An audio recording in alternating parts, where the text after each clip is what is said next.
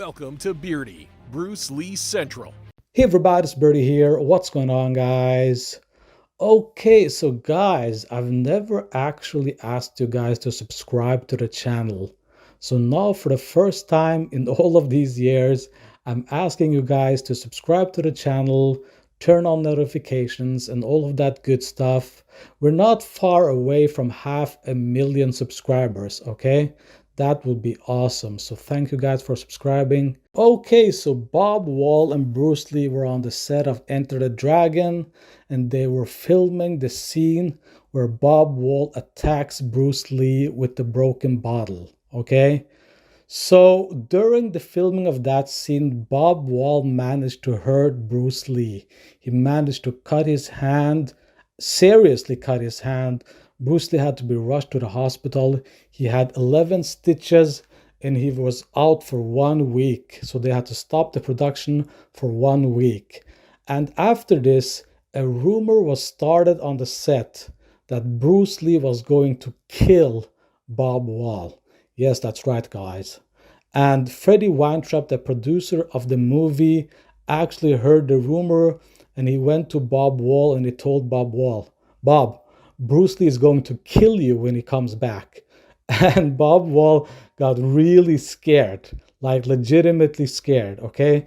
So he went over to Bruce Lee's house and he asked Bruce Lee, "Bruce, there's a rumor out there that you're going to hurt me or kill me." And Bruce Lee said, "That's nonsense. I'm not gonna kill you, relax." And that was that. So Bob Wall went back to the Enter the Dragon set, and they waited 1 week for Bruce Lee to come back. Now let's listen to Bob Wall and what he had to say. To shoot the scene, I'd have to break the real bottles, and Bruce instructed me to take the jagged edge of my right hand, which I had one in each hand, but lunge with the right hand at his right pec. And Bruce's words were, "Come at me as fast as you can." So on the 6th time that we shot it, Bruce had his right hand up and he started to spin, and as he spinned, he jammed his fist into the glass. And so Freddie Weintraub called me and said, there's a rumor that Bruce is going to kill you. And I went back after his hand was well, and we shot the rest of the scene where he sidekicks me. And he sidekicked me so hard, I mean, Bruce hit like a mule, that in one of the scenes when he hit me, I flew back, and one of the stuntmen behind me, his arms got broken from the impact. And so then I went straight to Bruce's house, and I said, I'm just hearing all this rumor, you're going to try to kill me and all that bullshit. He says, "That's not true at all." And I said, "Okay." So he was off for about 5 days, and we went back. Okay, so during the build-up to the scene where Bruce Lee kicks Bob Wall, Bruce Lee had planned his revenge on Bob Wall. Now, obviously, Bruce Lee wasn't going to kill Bob Wall, but he was going to show Bob Wall the full power of Jeet Kune Do, okay? So that was Bruce Lee's plan. So during rehearsal for this scene, Bruce Lee was just battering Bob Wall. Kicks, punches, everything. And Bob Wall just had to take it. And he ended up with a dislocated shoulder, a broken rib, and the stuntman behind Bob Wall ended up breaking his hand. So Bob Wall needed to take 2 days off the production to recoup, okay? He was that battered up. So that's how Bruce Lee got his revenge for being cut in the hand by Bob Wall. Now, Bob Wall admitted himself that he was not careful, he was unresponsible when he cut Bruce Lee's hand. So this was Bruce Lee's revenge. That was why Bruce Lee took revenge on Bob Wall, because he felt he was not responsible when using the broken bottle. Now, this was a real broken bottle. This was not a prop. So when you're using a real weapon like that, you have to be careful. And Bob Wall was not careful, and he was punished by Bruce. So yeah, there you go, guys. Bruce Lee got his revenge on Bob Wall. And the funniest thing about this is the rumor that was going around the set that Bruce Lee was going to kill Bob Wall. I can just imagine Bob Wall going around that whole week just waiting for Bruce Lee to come back, shaking in his pants, Way of the Dragon, actually, Chuck Norris and I were partners in a large chain of karate schools, and Bruce called Chuck. He loved Chuck Norris, and he wanted Chuck to be in his film, be the main bad guy. And so when he hung up, I said, "You're not going to Rome and Hong Kong without your partner." So I paid my way, flew over, got to Rome. Bruce says, "You're here." Okay, I'll put you in the movie. And so in Way of the Dragon, a.k.a. Return of the Dragon, was as Chuck Norris's student, which in real life I am. Chuck Norris is one of my instructors, my main instructor. And so I was the main bad guy until Chuck got there. And then Chuck was my senior. So I had to be subservient to Chuck and yet still do what I was required to do. And basically, it was the Guilo, or the foreign devil, the non-Chinese, against the good guy Chinese. So it was the bad Guilo, and so my character was that I was not a nice person, and that I was there to take advantage of the innocent, sweet Chinese. And so that's forms. Of course, Bruce wearing his Chinese uniform, and Chuck and I wearing our karate gis. And again, it was Bruce's intent, because he was great about emotional content, to illustrate the difference between Chinese and the Guilo, or the foreign devils, that we were portraying.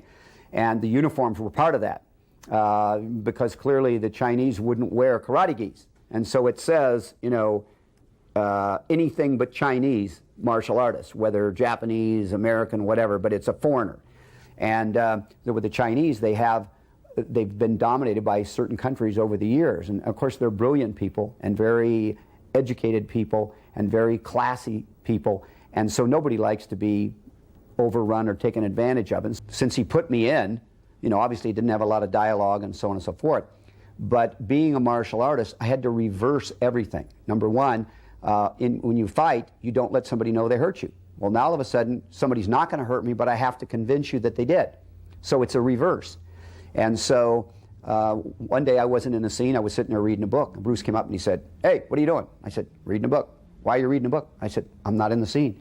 He said, "You should be behind the cameras. You should be watching." He said, "Do you know what the camera's seeing?" I said, "No, I didn't think I should go around the cameraman." "No, you should be behind the camera, and you should be seeing if it's a hit. This is a team effort, and you should be trying to help." I never sat down again. So what did I do to prepare for the role? I picked up boxes. I helped the cameraman. I did anything it took to help the movie be better. For example, Bruce wanted to shoot it in the Coliseum. Couldn't get in the Coliseum. My wife's Sicilian.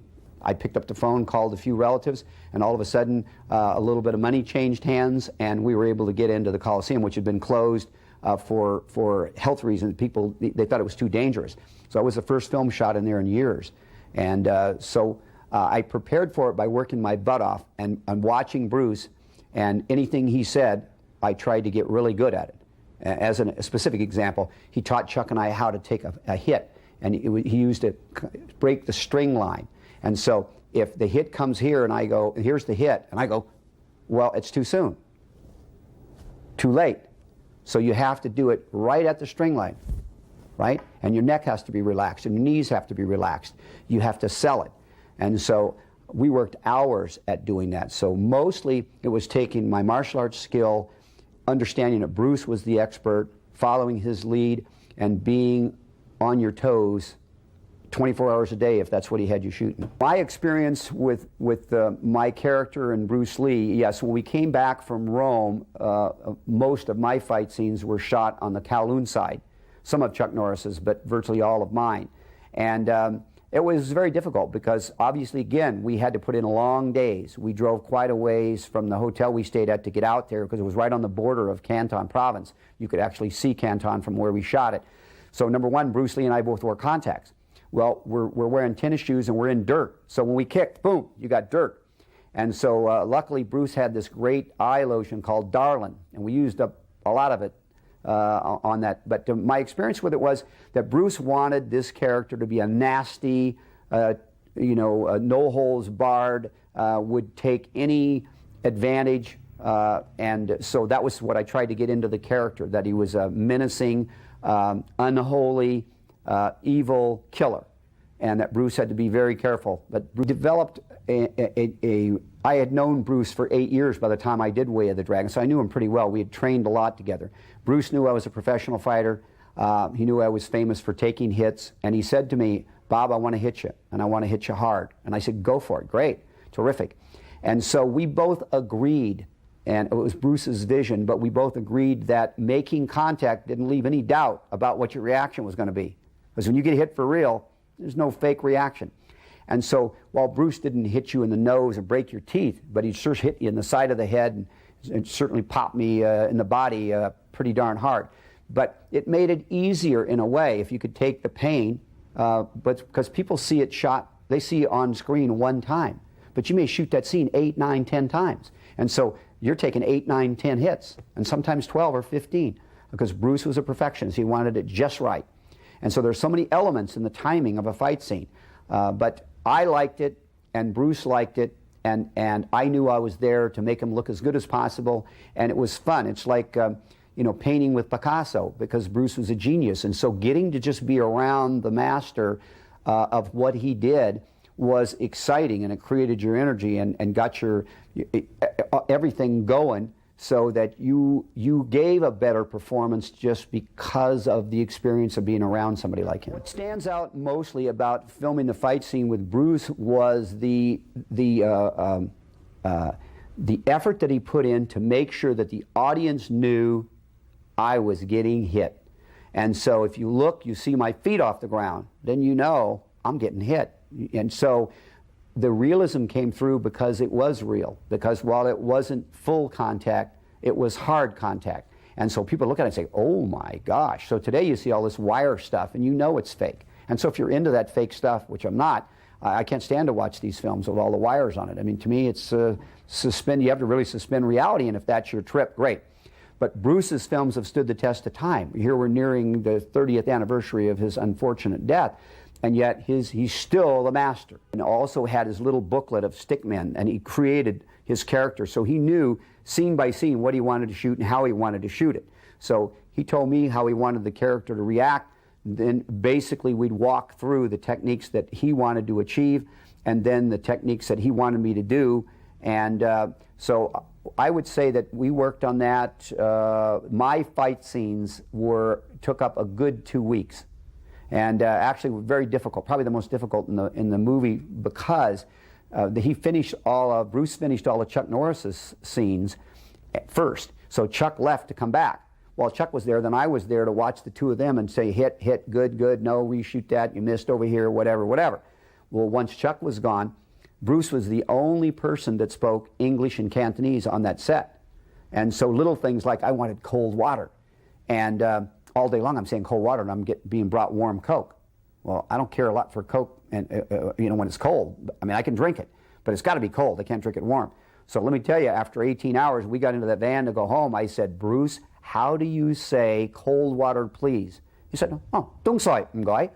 So I learned how to say tung soi ngoy real fast, and that started me learning a little Cantonese. But it was 2 hard weeks, primarily because there was nobody there to tell us if it was a hit. And in those days, you didn't have the instant replay that they have today. So we'd have to go back and get it processed, and then very early in the morning, go look at it, see if it was good or bad, or if we needed to add anything, and then go out and reshoot it. Then there was no Chuck Norris there to watch us and tell us. So plus the dirt, plus the heat. So it was a job. Bruce demanded that everybody understand that on his movie set, it was a team effort. But he also made it difficult in the sense that Bruce had a strong opinion about what he wanted on screen, and understand that he'd lived with it for months in his mind. So you get there and you're a white belt to his black belt when you start. But as we got into it, and fortunately for me, most of my fight scenes were shot at the end of the movie. I was there 3 months, all told, from beginning of end. And so by the time I got in 6 weeks and 8 weeks, I'd started getting a sense of what it was he wanted. So I was constantly telling him what I thought, 99% of which he didn't take. But at the end of the movie, he did something really phenomenal, because as I mentioned, he used to give us this 𝘽𝙧𝙪𝙘 eye lotion. It was kind of a mentholated eye lotion that we could soothe our eyes from all the dirt. And so the day I was going to leave, Bruce said, you know, I really feel bad, but you know, I'm doing everything, star, director, stunt coordinator, everything, editor, and so I can't take you to the airport. So I really feel bad. He says, but you've done a great job, thank you, you know, goodbye. So I got up early the next morning. They had a car pick me up, took me to the airport. I checked in, I'm sitting there, and all of a sudden, huge crowd. I mean, like Elvis was coming. And I look up, and it's Bruce. I mean, he was just like the Pied Piper. I mean, just hundreds and hundreds of people around him. And he comes walking up, and he says, just kidding, here. And he hands me a case of 𝘽𝙧𝙪𝙘 eye lotion. Gave me a big hug. So that was Bruce. Bruce was just so loving and kind and brilliant and was always needling you, and it's like saying, I really can't come. Well, I believed him. I saw how hard he worked. I knew where he needed to be, and yet he took the time to come to see me off and to bring me the skills. Bruce was a guy you'd love to hang with. He was fun, he was funny, he was bright, and I think the fact that his mother was Eurasian, you know, she was part German, so Bruce was 1/8 German, 7/8 Chinese. I think it gave him an insight into bridging the gap. So he was a lot of fun to be around because he was my first close Chinese friend, my first close Asian friend. And so he was so bright and so funny and so much fun to be around that he made that experience in Rome be great. When, of course, added to it that it was my first film, Chuck's second, I'm going, hello, Mom, I'm in a movie. This is pretty exciting, heady stuff. And so you're filming at all these beautiful locations, and you're with somebody that you love and respect, and you're getting to be part of something that you think is going to be out. Two brilliant martial artists interact, and the excitement that they got of actually being there. And then it was the discussions between Chuck and Bruce, because Bruce respected Chuck so much that obviously Chuck is undefeated world middleweight champ and a wonderful human and very humble. And now he's got this energetic Bruce, and Bruce was anything but quiet. He was very, very just filled with energy. And Chuck is more of a low-key guy. But seeing how Bruce brought up Chuck's level of energy and excitement was exciting. And watching them talk about how the characters should be done. And Bruce was it was very important to him that he show on film the respect and love he felt for Chuck. And so even though he had to kill his character, he wanted to get that respect across. And I think that's one of the things people like about the fight scene. So it was discussing things like Chuck's very hairy. What do you think, Bruce says, about ripping your hair off? Well, and he actually ripped some hair off. So, you know, Chuck had to say, oh, well, it's not going to feel good, but okay if you think so. So I could talk about that question for hours. There was so many things, but let's try to capsule it for you. It was just the excitement of being next to and watching those two interact. I personally think it's one of the great fight scenes of all time, and for a lot of different reasons. I'm not for The Wire, and so I believe Chuck Norris and Bruce Lee's fight scene in Way of the Dragon was a classic for a variety of reasons. Number one, Bruce starts off losing, and he has to adjust to the apparently superior power of Chuck Norris, and he has to adjust his timing, and then shows the audience that by adjusting, that he could, even though he was a smaller opponent, beat a larger, stronger opponent by using angles and movement. Secondly, then, I think the way magnificently gorgeous city.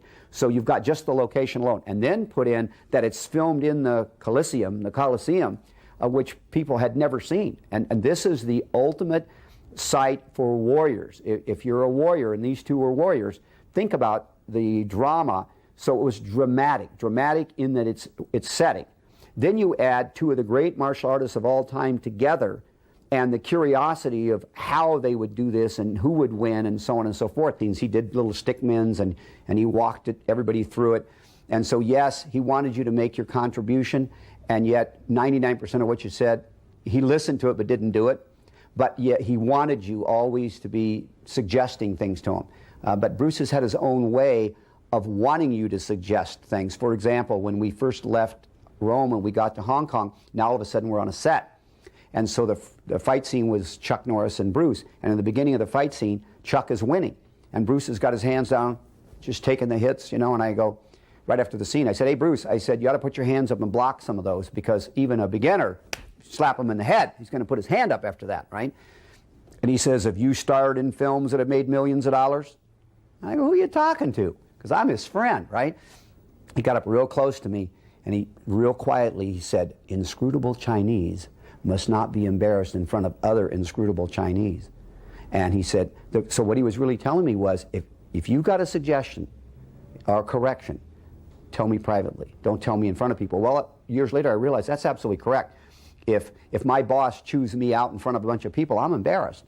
And so he was the Bruce Lee guy, but a Bruce Lee film was a Bruce Lee film. When Chuck Norris and I arrived in Hong Kong, obviously we came with Bruce, and as soon as we hit there was all the local newspapers saying, you know, Wing Bang Lo, whatever his name was, challenges Chuck Norris to a fight and all this kind of stuff. And so we knew it was just locals trying to get some press. But Bruce said to Chuck and I, hey, just ignore it, because I beat 1 up and then there's 5, and I beat 5 up and there's 10, I beat 10 up and there's 20, so you just got to ignore him. And so he left. And so, but the press is still around, and Chuck was upset about it, somebody challenging him, and he's not accepting. But Bruce made him promise that he wouldn't accept any challenge. And so as soon as he left, I said, well, he didn't say anything about me. They didn't challenge me. So I went out to the press and I said, well, you know, I'm Mr. Norris's student, and so I'll accept all death matches. We're going to be on a show called Enjoy Yourself Tonight in a week, and I'll fight anybody to the death. Come on down. But I want to do it on TV. I want to do it on live TV, so there's no BS about I got 3 friends with pipes to beat you up. I'm going to kill you on live television. Come on down. So a week later, 3 of us went down, thousands of people around, and everybody expects there's going to be half a dozen challenges or more, and we get there, and nobody wants to step out there on the live stage for a death match. And so all of a sudden, the producer, thinking he's going to have this great event, now doesn't have anybody willing to step forward, including Wing Bang Lo, who made the challenge. And I said, because I'm saying, if you can beat Chuck Norris, a student, then you got a right to fight him. And so all of a sudden they said, you got to do demos. And so now Chuck is really psyched up, and he is a great, great fighter. He's the greatest martial arts fighter of all time, in my opinion. Undefeated middleweight world champ. So he gets out there. Well, I'm his student, so he's going to start doing a demo. So he's doing the demo, and he's just beating the shit out of me. I mean, he's just flat nailing me. And so he does a combination, bam, bam, bam, bam, bam, hands, feet, and all of a sudden jump spinning back kick, boom! And he hits me, and I start flying, and all of a sudden I realized there was a screen around us, and I grabbed this black curtain, and I looked down. I've got 20 feet of steel. I'm falling down into it. Oh, my God. And Chuck realized it at the last second, grabbed my gi, and I fell down on the floor, and then he pulled me back up. And when he did, he pulled my gi open. Well, there was welts all over. So the camera came in real close, audience real quiet. And after that, everywhere we went in Hong Kong, they go, ooh, my Chinese name was Wu Lo Bet. And they said, Wu Lo Bet, ooh. And they wanted to hit me everywhere we went.